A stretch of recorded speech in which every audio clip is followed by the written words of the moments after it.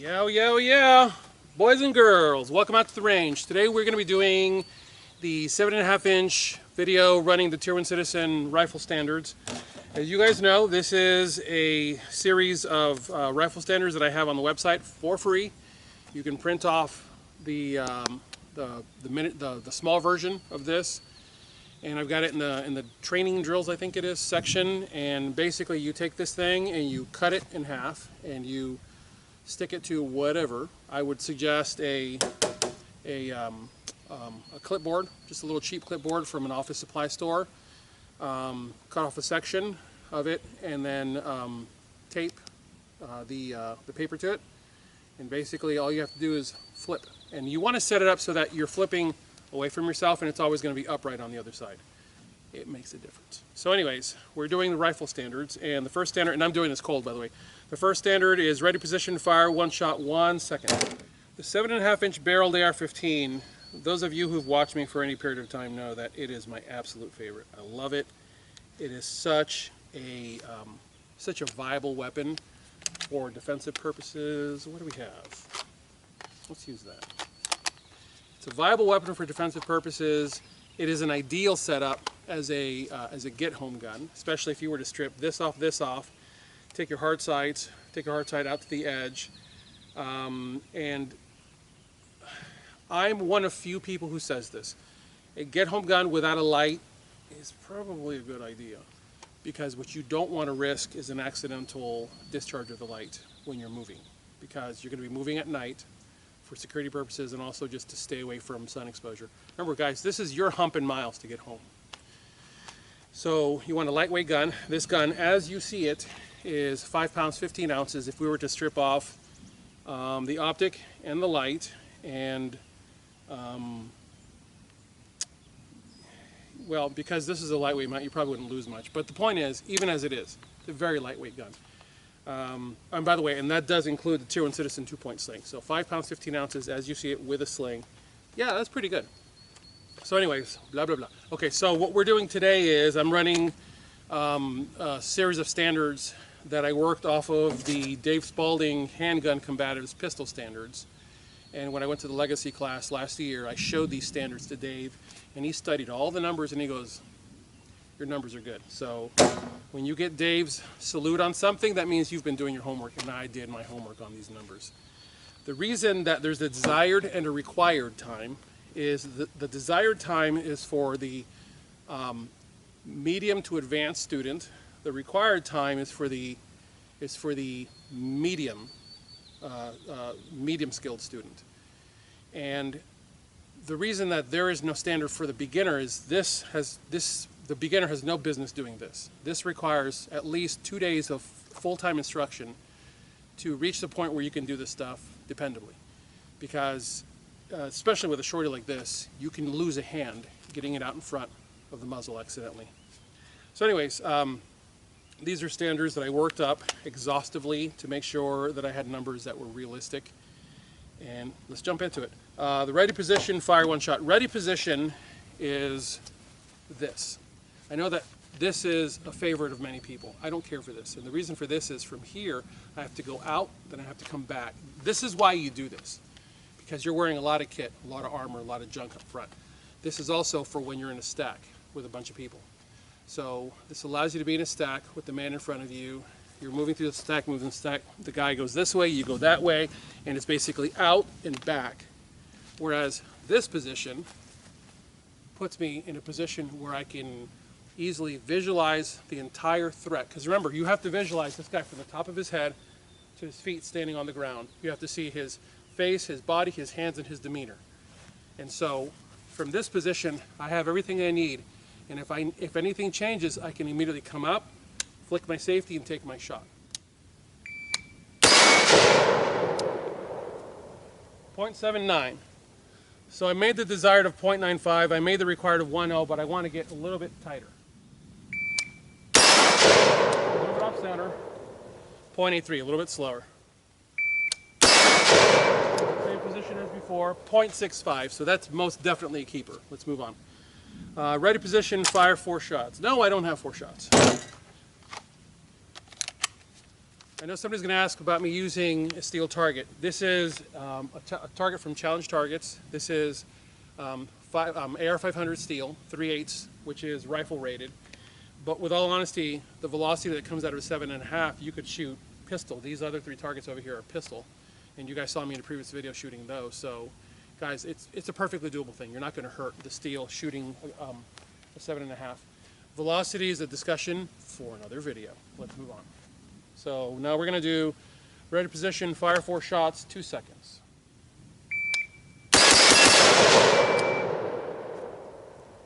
.135. Desired, there's a bullet fragment. Desired of 195, required of 2.0 flat, and I got it done in 135. Let's do it one more time. Now you'll notice the cadence of fire is not as clean as when I'm shooting my 13.7 because my 13.7 doesn't move because this is a muzzle device as opposed to a muzzle brake or a compensator. This is basically just barfing out a ball of energy out in front, and this is, and I'm going to point it right at the camera so you see it's a funnel. And all I'm trying to do with this is give a predictable path for all those explosive gases to go so the bullet can escape out of the middle. So this is acting like a giant target crown. However, the job of this is to take the ungodly amount of energy that comes out of 7.5 and vector it downrange away from the shooter. This gun is pleasant, honestly. It's pleasant for me to shoot, and it's pleasant for me to shoot when you're here and somebody else is over here. So this gun is bearable. What it does steal from me is the ability to go pop, pop, pop, pop, pop, pop, pop, pop, because it acts like a blunderbuss, and it tends to do this. So there's a little bit of a procession that happens when I'm shooting. I'm used to it. Headshots, four headshots in 1.65, that's respectable. Let's do it again.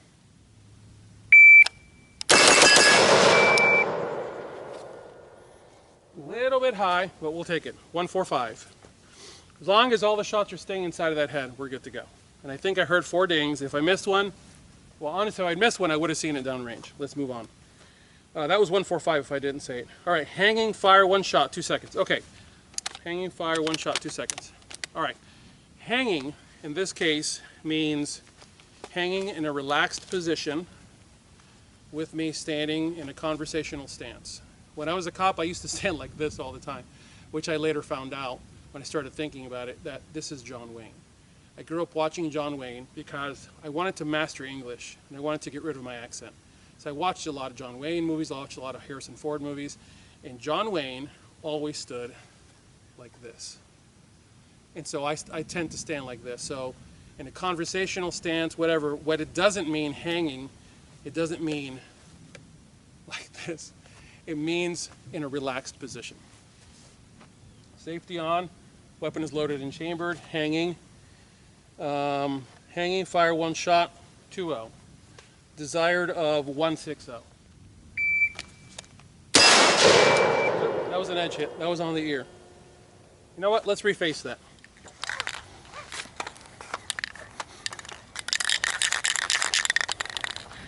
Here's the other reason why I like shooting steel, because refacing is just a matter of a can of spray paint.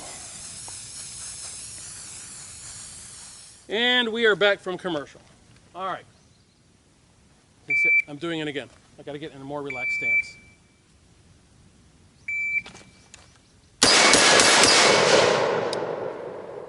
Yeah, much better shot placement, 2.36. So I'm over on my time. My shot placement is great, but I'm over on my time, so we're going to have to speed that up. I think I can do 1 more.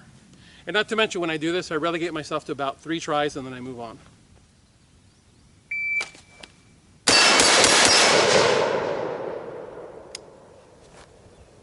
.215, so I'm over on time, that's okay. I'm going to move on. A friend of mine, well, actually 2 of my mentors, frankly all my mentors say this, a hit over time is better than a miss on time or under time. You can't miss fast enough to catch up. So moving on. Okay, on target, empty chamber, tap, rack, bang. 240. On target, empty chamber, tap, rack, bang. 240. Empty mag, loaded chamber. Stick the mag in. Okay, so what this means is on target, empty chamber, tap, rack, bang. On target, on trigger, which means on target, on trigger, safety off. If you have slack in your trigger, you take that slack back.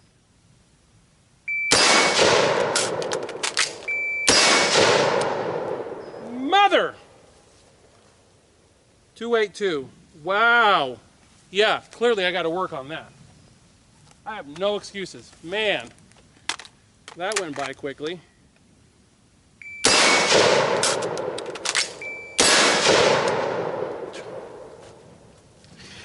Dude, am I missing something? Oh, sorry. You know what? I'm leaving that in the video. Well, that would explain. Okay, I was doing the reload, not the tap rack bang. Whew, makes me feel better. All right, let me try that again. So this is tap rack. Oh, wait, then I need more ammo.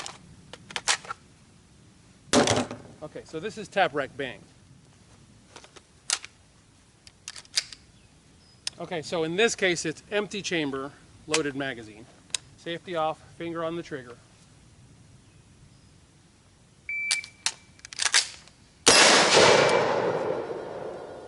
.2-0 flat. So desired 220, required 240, so I definitely got that done. So once again, mag out, round out.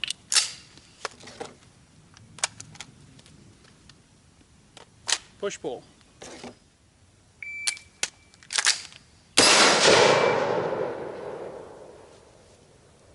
.197. All right, that's good. Move on. On target, fire one shot, emergency reload, fire one shot. .325. You know what, we'll move on because you've already seen me do that. Because I got it done in what, 2.8 something? So we'll just move on. Desired of 3.0, required of 3.25. I got it done in like 2.8 something. So we're going to move on.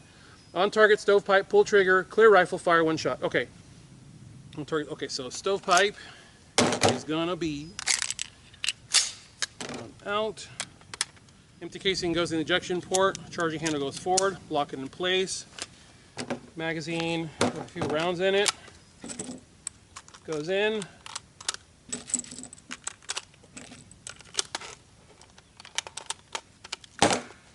And then it is on target stovepipe, pull trigger, clear rifle, fire one shot in 3.0 flat. Okay, here's the talking point that I forgot about this. When you do this technique, you pull the trigger, you get a click. You immediately, for me as a lefty, my right eye is in alignment with my chamber. I can see what's there. We're operating off the fact that you know what's wrong. Okay, this is not about diagnosing the gun in darkness, blah, blah, blah, because that's a whole nother class. So we get a click. We can visualize what's going on with, as a righty, you do that rotation to figure out what's going on. But anyways, you know what's going on. For the confines of this time frame, you know what's going on. It is going to be tap. You can either run it with your support hand. You may want to consider with your shooting hand, because this keeps your gun in proper alignment. 6 of one, half dozen of the other. I frankly don't care which one you do. I have, over years of doing this, I have learned to do things this way because I'm a lefty. It's a long story. AR-15's run better. AR-15's and AKs run better for lefties than they do for righties. But anyways, you can either do shooting hand or you can do support hand. I'm going to do support hand because now I have ambi charging handles. Oh, here's the other thing. Hang on. Here's the other thing that I forgot to tell you. Use gravity to your favor. So it's going to be tap. You get the click of the trigger. Tap, rack, and allow that casing to fall. So it isn't rack release. It's rack hold release. I knew I was forgetting something.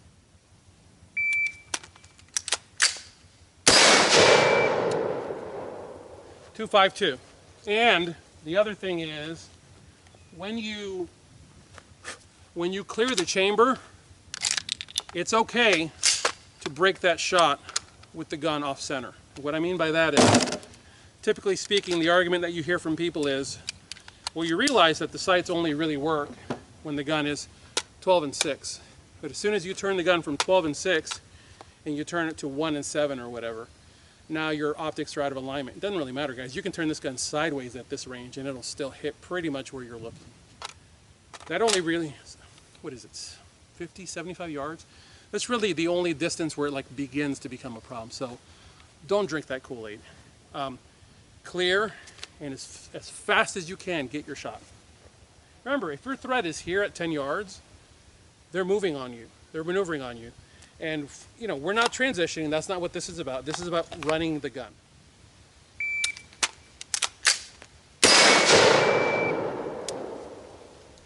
.224. Okay, good. So that's, I better zip out of here before the rain gets me. Desired was .260. Required was .30 flat. I got it in .224. I'm not going to do the last standard, and I'll tell you why real quick. The last standard is on target, double feed, pull trigger, clear rifle, fire one shot. Consistently, I end up with boogered up rounds that aren't playing nice. Frankly, I think I'm going to write that one out. Guys, this is a standard that is great. It doesn't eat up a lot of ammo, as you can see. Even if you run 2 and 3 iterations per, it does not eat up a lot of ammo. You can get all this done typically within 1 magazine of ammunition, and it's a lot of work that goes into this. There are a lot of teaching points that go into this, so you have to understand. You can master each and every discipline, but if you don't understand the why behind something, all you're doing is basically shooting fast for social media, so it doesn't really matter. It's beginning to rain, so I'm going to let you go. I thank you guys for your sling purchases, for your donations to keep this channel independent. God bless you all. I'm going to continue with the series on the 7.5, and I'm going to dump as much knowledge as I can to help you guys make wise choices. As always, God bless you all. Get those guns out and practice. Have a good one. Gotta go.